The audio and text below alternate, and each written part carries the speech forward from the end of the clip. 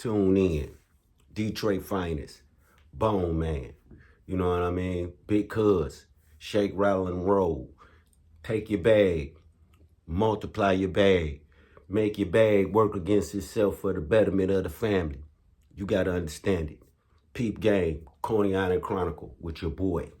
ACN. Let's go. Detroit.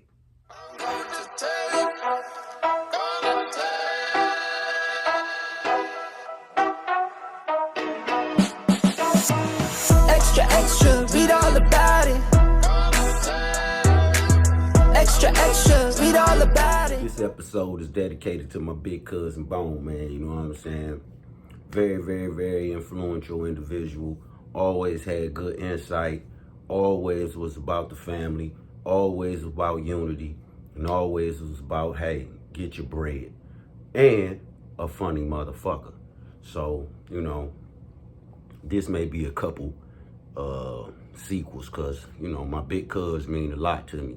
It mean a lot to all of us. And RIP to him. And I love him as well as all his children. You know what I'm saying? All my little cousins. They don't really know how me and Bone used to rock out because they was younger, you know what I'm saying? And I was young, but I was moving fast as hell. So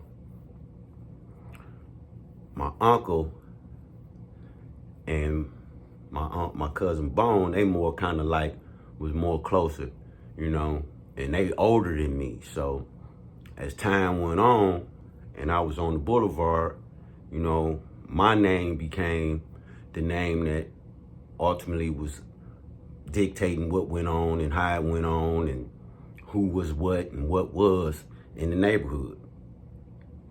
Somebody came after me, you know, it goes like that. But at this particular time, my name was ringing.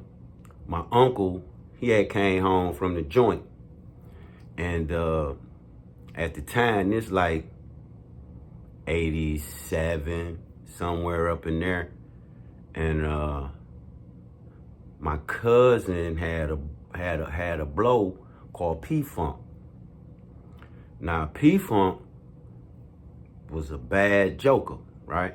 And it was even forbidden. Like when you went to the Secretary of State and you would go up in there or go to the food stamp place or the Secretary, I believe it was the food stamp place where you go get all your benefits from. Up in there on Warren Connor back in the day, they used to have a dang on sign up there that said, hazardous for your health, P-Funk and Polo, two infamous substances and that was floating around. I just happened to was bumped into both of the individuals. One was my cousin, another guy was a guy named Jay. Get into that another story, you know what I'm saying? But money was plentiful. And at this time, you know what I'm saying, blow had kind of fell off a little bit. So it still was the granddaddy, but it had fell off a little bit because the narcotic was crack. So everybody was chasing the fast money. Not saying that the heroin wasn't fast money because technically it's way faster when you know what you're doing. But you got to know what you're doing and you got to know where you're getting it from. You got to know, you got to research that. That's not just like the other thing. It's not really like that. It's two different worlds. And I later learned that through my big cousin. You know what I'm saying? RIP. So my Uncle Creep, he understand another Coney Island Chronicle Detroit finest.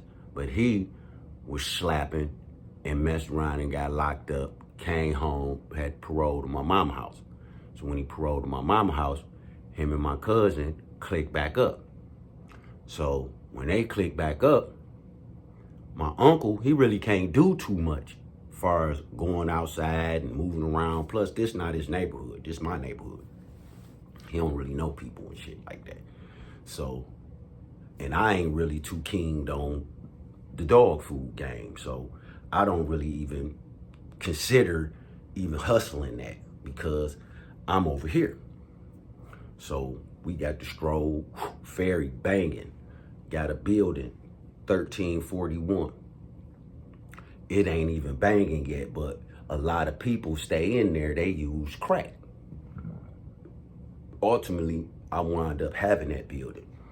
But the thing was to put the dog food in the neighborhood. Now, there was some guys that was in the neighborhood, nigga named Squally. He had been in the neighborhood, another Detroit finest. He was getting his money in the neighborhood too, like a mug.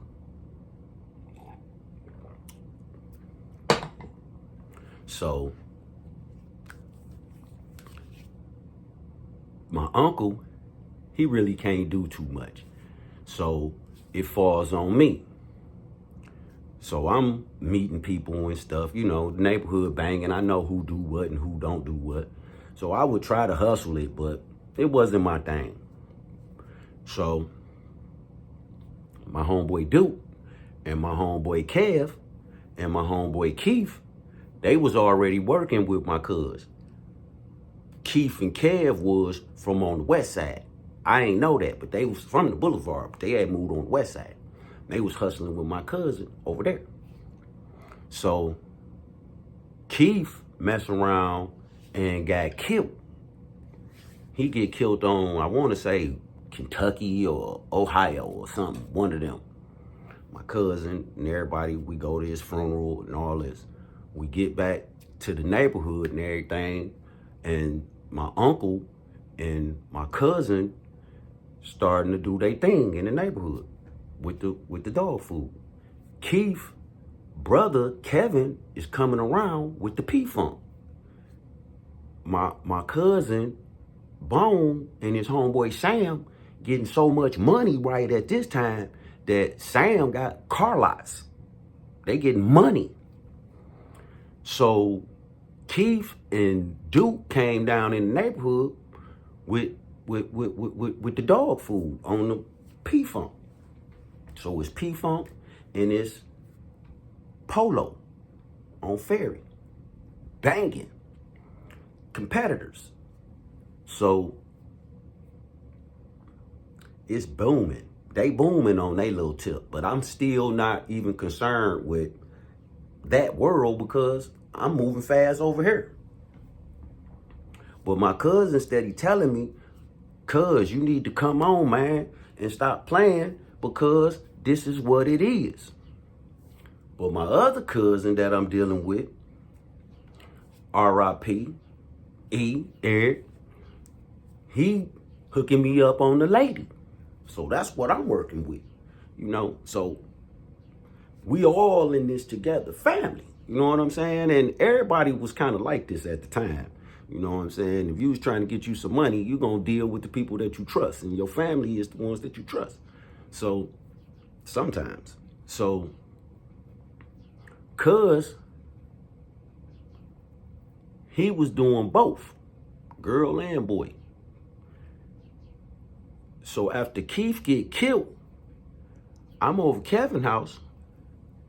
And Kevin telling me, yeah, man, you need to do this and do that. So I'm like, bro, that's not my thing. I don't even really want to be bothered with that.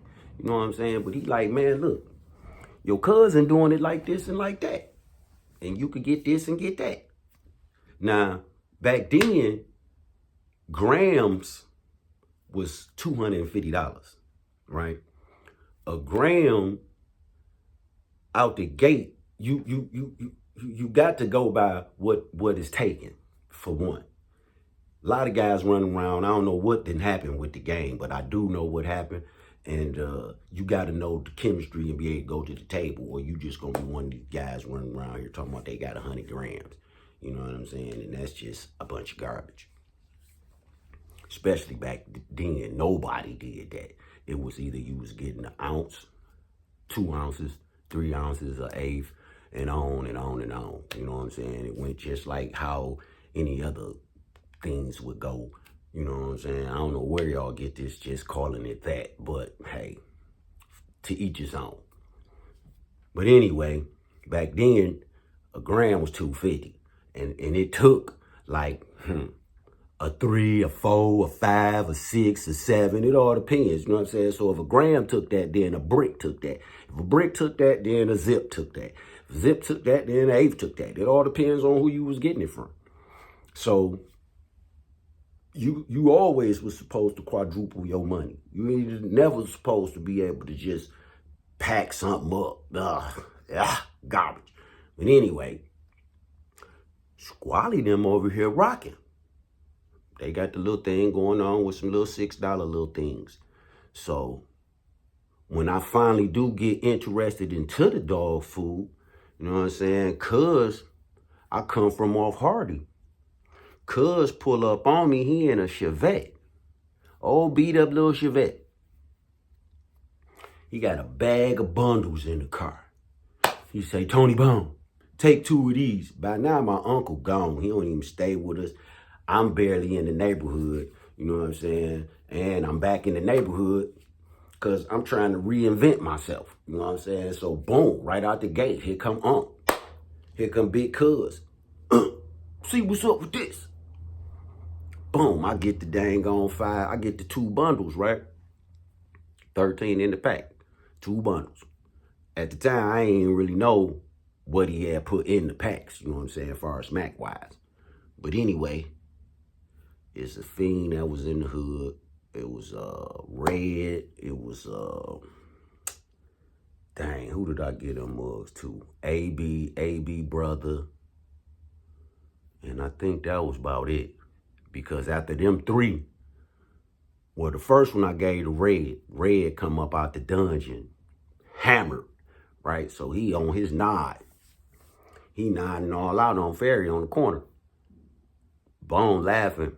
He like, yeah, see, I told you. And I'm saying, hell yeah. He saying, Bone, go on get the rest of them packs out. I'm like, wait a minute, man. Let me see what's going on. So he say, look, man, just give me $100 for them. No, he told me give him $100 for them. They was 13 in a pack. So my profit was $80. So boom, he pulls off. Before he gone good, them little bundles gone. Now at the time, I still had a little work on the lady tip, but I don't really want to do this now because of this. But Squally got his son them over there, and they got some $6 thumpers. But I'm dealing with a master, a musician, a chemist of all chemists. When I finally tell Big Cuz, look, man, come on back. He laughing. I'll be over there. But who doing something? I tell him, yeah, man, it's a guy. He got this little thing going on. He making them little moves right here. Well, what he driving? I said, man, I think he got a little Cadillac. He said, man, he finna get his car repossessed. He say, Tony Bob, he not gonna make no more money over there. And you gonna get it all. So just get ready. So the next day, he come through. We sitting in the house. We talking. He telling me, look, man, I'm gonna give you these bundles for $50. You just give me $50 each bundle. You're gonna get an $80 profit. Go get them. So I'm like, hell yeah, right? Now, mind you, I'm still naive. I don't really know nothing about going to the table. But I have always known that you're supposed to be able to go to the table. So as I'm starting to generate the clientele, my homeboys and all them, they really not even feeling this like how I was. But I'm noticing from 2 bundles, 6 bundles, 6 bundles, 12 bundles. And they leaving faster and earlier each morning. So morning, I got to get up because Red now is down on my team, right? I get up, go around the corner, get him to work. put it in the bush, stand out there, and watch my money. And we're going to get off into some more. Detroit finest, Boneman, coming soon.